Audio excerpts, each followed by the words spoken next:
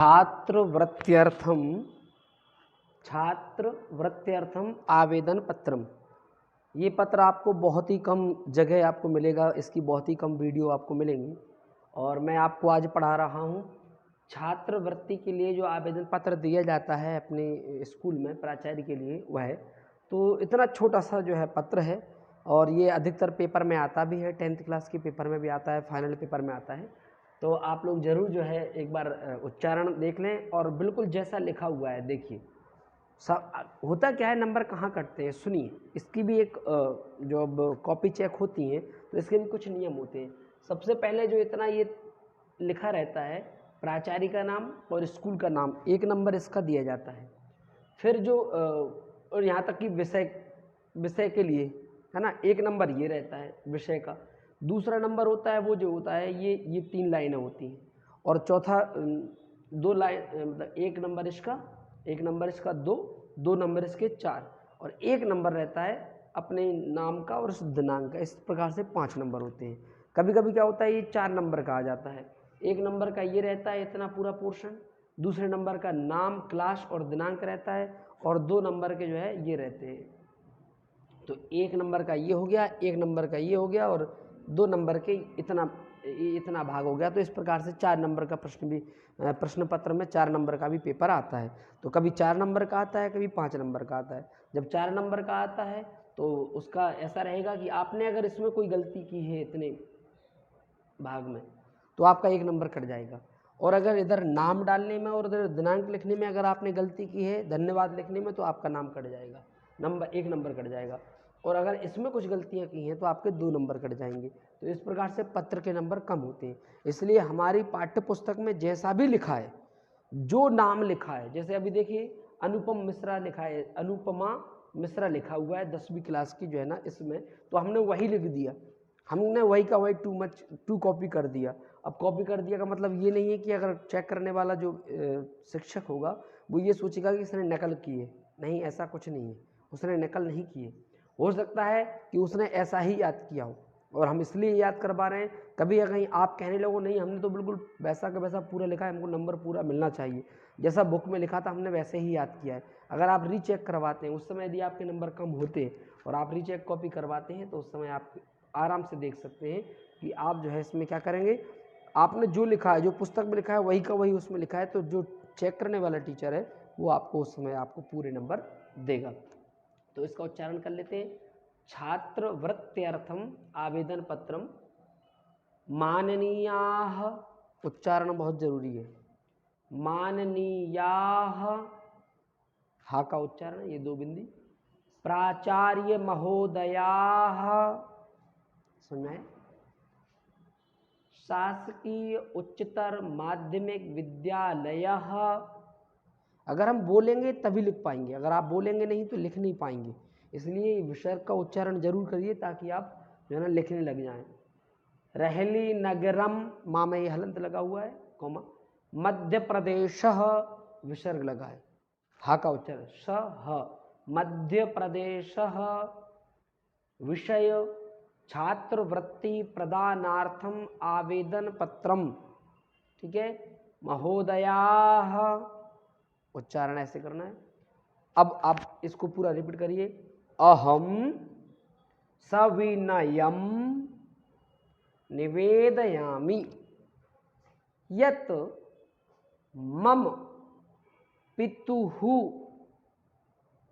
ये ता में ऊ है, हु, पितुः, आर्थिक स्थिति ही शोचनीया वर्तते।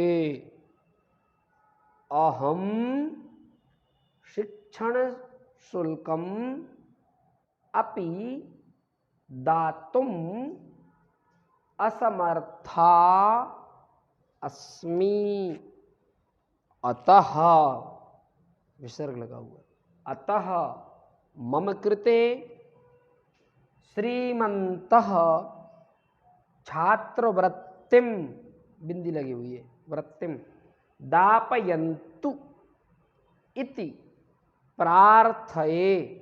ठीक, इतना लिखने के बाद दिनांक और धन्यवाद। विनयावता, ये शब्द लिखना बहुत जरूरी है। विनयावता अनुपमा मिश्रा, कक्षा 10वीं ब वर्ग। ठीक है, अब जो है इस प्रकार से ये आपका पत्र हुआ। अब इसको थोड़ा समझ लीजिए। इसमें आप कह रहे हैं कि माननीय प्राचार्य महोदय, जो स्कूल है उस स्कूल के प्राचार्य को, किस स्कूल के प्राचार्य को कह रहे हैं? शासकीय उच्चतर माध्यमिक विद्यालय रहली नगर मध्य प्रदेश, जो कि शासकीय उच्चतर माध्यमिक विद्यालय है और वो रहली नगर में है। विषय क्या है आपका इस आवेदन को देने का? तो इसमें लिखा हुआ है छात्रवृत्ति प्रदानार्थम आवेदन पत्रम। अब एक बात और ध्यान रखिएगा, चाहे वह अवकाश का पत्र हो, कोई सा भी आप पत्र लिखते हो वहाँ विषय लिखना बहुत जरूरी है। जब भी कोई भी आवेदन आप कहीं पर देते हैं, है ना, तो किसी भी आवेदन में आपको विषय लिखना बहुत ज़रूरी है। और अब हम ये भी देखते हैं, जब सरकारी नोट कोई आते हैं, सरकारी आदेश कुछ आता है, तो उसमें पहले विषय लिखा रहता है। तो पहले विषय लिख देते हैं कि इसके विषय में पूरी जानकारी आपको इसमें प्राप्त हो जाएगी। तो आपको विषय लिखना, आप लोग कई बच्चे विषय लिखना भूल जाते हैं, तो आप लोग विषय जरूर लिखा करो बेटा। तो विषय क्या है? छात्रवृत्ति प्रदानार्थम आवेदन पत्रम, मतलब आप हमको छात्रवृत्ति प्रदान करें, ऐसा आवेदन पत्र हम लिख कर दे रहे हैं। तो कह रहे हैं महोदयाः, महोदय जी, अहम मतलब मैं, सविनयम विनम्रता के साथ, निवेदयामि निवेदन करता हूँ, यत मम, क्योंकि यत मतलब जो भी होती है, जो मम मतलब मेरे, पितुः पिताजी हैं, आर्थिक, उनकी जो आर्थिक जो स्थिति है वह सोचनीय, सोचने लायक है, मतलब इतनी कमजोर स्थिति है, वर्तते ऐसी स्थिति है। अहम मैं, शिक्षण शुल्कम यानी जो पढ़ाई का शुल्क है, अपि दातुम असमर्था अस्मि, मैं जो पढ़ाई का शुल्क है उसको देने में भी असमर्थ हूँ, नहीं दे पाऊंगा। अतः इसलिए मम कृते, मेरे लिए, श्रीमंतः, हे महोदय जी, छात्रवृत्ति मतलब जो छात्रवृत्ति प्रदान की जाएगी, मिलती है, दापयन्तु, मुझे वो छात्रवृत्ति आप जरूर प्रदान करवाएं, ऐसी मेरी आपसे इति प्रार्थये, ऐसी मेरी आपसे प्रार्थना है। ऐसी प्रार्थना के लिए जो है ना आवेदन पत्र है, उसमें आप दिनांक डाल दीजिए, जो दिनांक हो वह दिनांक लिख दीजिए। विनयावता, जो विनय करने वाला व्यक्ति है, उनसे निवेदन करने वाला व्यक्ति है, उसका यहाँ पर नाम आ जाएगा, यहाँ पर उसका जो भी कक्षा वर्ग होगा वो आ जाएगा। तो इस प्रकार से आपका ये पत्र हुआ। लेकिन विशेष ध्यान देने वाली बात बच्चों ये है कि आपको बिल्कुल ऐसा का ऐसा 2 कॉपी लिखना है। और पेपर में आप अधिकतर क्या करते हैं, ये मैंने अधिकतर देखा है बच्चों, ये तो बहुत ही गलत करते हैं आप लोग, कि जो इतना मैटर है, माननीयाः प्राचार्य महोदयाः शासकीय उच्चतर माध्यमिक विद्यालयः रहली नगरम मध्य प्रदेश, एक पेज में ये लिख दिया, फिर अगला पेज पलट के आप कॉपी में फिर इतना विभाग फिर लिखते हैं। या फिर आप क्या करते हो, पहले इतना लिख लिया और नाम और ये दिनांक अगले पेज में लिखते हो, ये गलत है। आपको एक पेज में ही लिखना है, ये विशेष ध्यान दीजिएगा। आप अगर ये ध्यान नहीं देते हैं तो फिर आपके नंबर कटने के आसार हैं। क्योंकि जब हम आवेदन पत्र देते हैं, छुट्टी के लिए कोई एप्लीकेशन लिखते हैं, तो उसके लिए हम एक पेज में लिखते हैं, ना कि 2-2 पेजों में लिखते हैं। तो एक तरीका होता है, तो आप उस तरीके को समझने का प्रयास करिए और जो है आप इस प्रकार से आवेदन पत्र, अब देखिए, आप देख लीजिए ना कितनी लाइन है। मैंने इतने छोटे से बोर्ड पर, देखो आपको इतनी छोटी सी जगह में बोर्ड पर, इतने बड़े बोर्ड पर इतनी छोटी सी जगह में इतना बस वो निवेदन पत्र लिख दिया। तो ये भी तो हमने भी तो चौक से लिखा है, और वहाँ पर तो आप पेन से लिख रहे हैं, कॉपी में लिख रहे हैं, तो बड़े आराम से और ज़्यादा भी लिखा जाएगा, ये तो बल्कि बड़े बड़े अक्षरों में कम लिखा है। तो आप एक ही पेज में लिखें, जिससे आपका जो है ना अच्छे नंबर आए, और अच्छी राइटिंग में लिखें। और समझ में देखिए क्या होता है कि जब आप प्रश्न पत्र वाला जो प्रश्न आता है, उसमें आप ये देख लीजिए अवकाश वाला पत्र कह रहा है या छात्रवृत्ति के लिए पत्र कह रहा है, किस विषय के लिए पत्र कह रहा है, उस आधार पे आप उस पत्र को उनसे पूछेंगे और जो है ना उस पत्र को लिखेंगे। और एक बात और ध्यान में देने योग्य है कि आपको विशेष रूप से ये जो लाइन है, इस लाइन का ध्यान रखना है ना।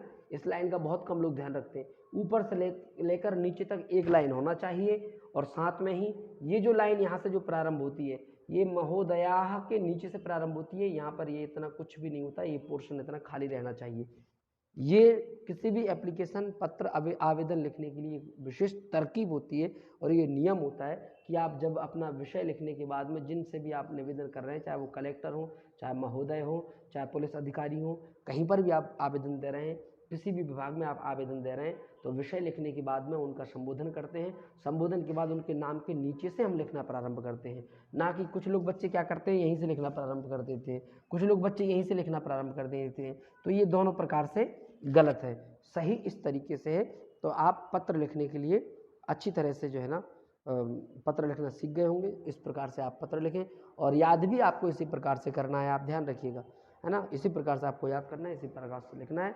तो आप सभी को बहुत बहुत धन्यवाद और हमारे चैनल को सब्सक्राइब करिए, लाइक करिए और चैनल का नाम आप जानते ही हैं। आप वैसे हमारा नाम भी उसमें देख सकते हैं कि आप YouTube पर यदि हमारा नाम डालते हैं तो भी कुछ वीडियो निकले आती हैं। जय नारायण शर्मा यदि आप लिखेंगे तो आपके लिए वीडियो प्राप्त हो जाएंगे। आप सभी को बहुत बहुत धन्यवाद। अपना ख्याल रखिए और सुरक्षित रहिए, सावधान रखिए। धन्यवाद।